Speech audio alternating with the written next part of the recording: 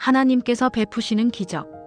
1980년대 경북의 한 작은 마을에는 기차가 하루에도 여러 번 지나갔지만 정작 멈추지는 않는 철길이 있었습니다.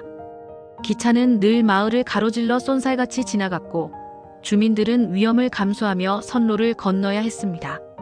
그 마을에 준경이라는 소년이 살고 있었습니다. 준경의 소원은 단 하나, 마을에 기차역이 생기는 것이었습니다. 그는 수없이 많은 편지를 써서 대통령에게 보냈고 답장이 오지 않아도 실망하지 않았습니다. 사람들은 현실을 보라고 말했지만 준경은 멈추지 않았습니다.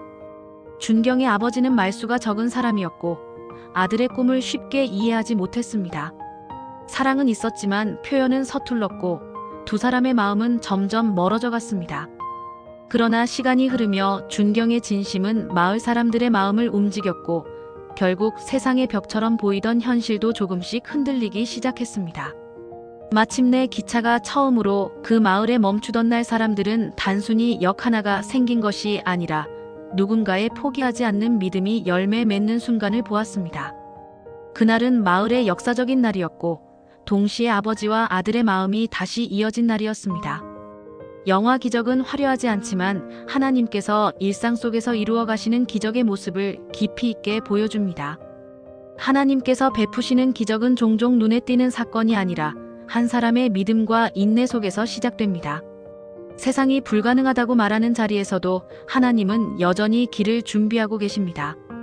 우리가 포기하지 않고 하나님을 신뢰하며 걸어갈 때 그 작은 순종은 공동체를 살리는 도구가 됩니다. 믿음은 현실을 외면하는 고집이 아니라 하나님을 신뢰하며 오늘을 견디는 용기입니다. 기적은 결국 하나님을 끝까지 붙드는 사람의 삶 위에 머뭅니다. 기적은 오직 하나님께서 베푸시며 하나님과 함께하는 삶이 기적이라는 것을 믿는 삶에 대해 생각해 보겠습니다.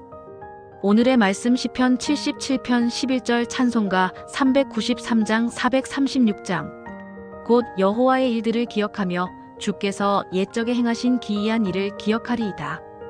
우리는 흔히 기적을 이야기할 때 비현실적인 사건이나 단번에 모든 것을 바꾸는 특별한 순간을 떠올립니다. 그러나 성경이 증언하는 기적은 언제나 사람의 삶 한가운데에서 시작되었습니다. 하나님은 평범한 일상과 작아 보이는 선택을 통해 그분의 뜻을 이루어 가십니다.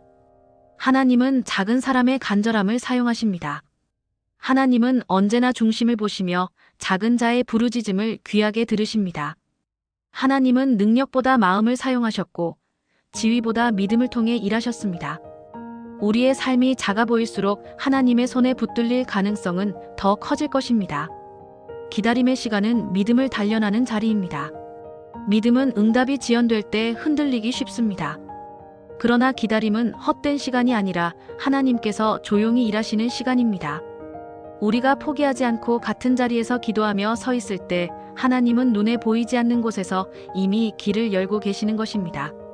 기적은 관계의 회복으로 완성됩니다.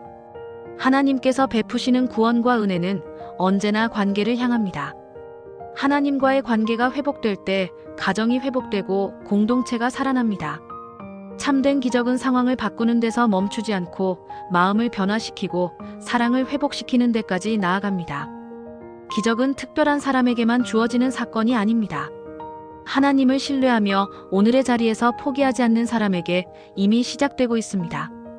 어려운 현실 앞에서 주저앉고 싶을 때도 믿음으로 한 걸음 더 나아가십시오. 오늘의 기도. 주님, 당장의 변화가 보이지 않을 때도 낙심하지 않게 하시고 우리의 작은 믿음을 통해 주님의 뜻을 이루어 주옵소서. 예수님의 이름으로 기도합니다. 아멘.